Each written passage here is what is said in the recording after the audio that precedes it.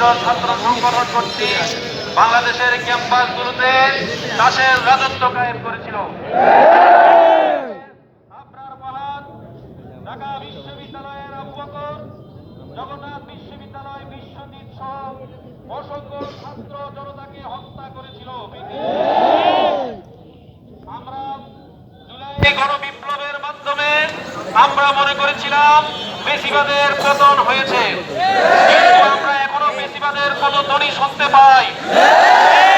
ছাত্র জনতা গতকালকে তামিল মিল্লাত টঙ্গীর ইসলামী ছাত্র শিবিরের ওয়ার্ড সভাপতি ফজলে রাব্বিকে অপহরণ করে টর্চার ছেড়ে দিয়ে অমানবিক নির্যাতন এবং তার উপরে যে সন্ত্রাসী কায়দায় হামলা হয়েছে, আমরা তার তীব্র নিন্দা এবং প্রতিবাদ জানাই।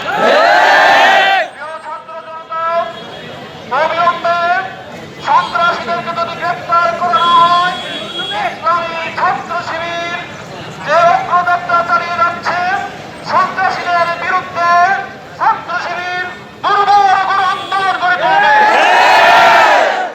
ছাত্র জনতা আমরা বলতে চাই, আমাদেরকে রক্তচক্ষুর ভয় দেখাবেন না।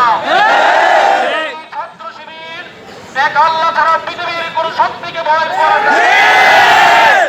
আল্লাহ ছাড়া পৃথিবীর কোন শক্তিকে পরোয়া করে না। আমাদেরকে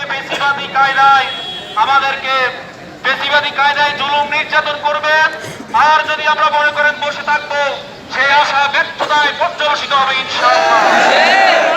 প্রিয় ছাত্র জনতা, বিগত জুলুম নির্যাতনের পরেও ইসলামী ছাত্র শিবির তার অগ্রযাত্রা চালিয়ে গিয়েছিল। সুতরাং আমরা বলবো, বেশিরভাগ আজ নয় কাল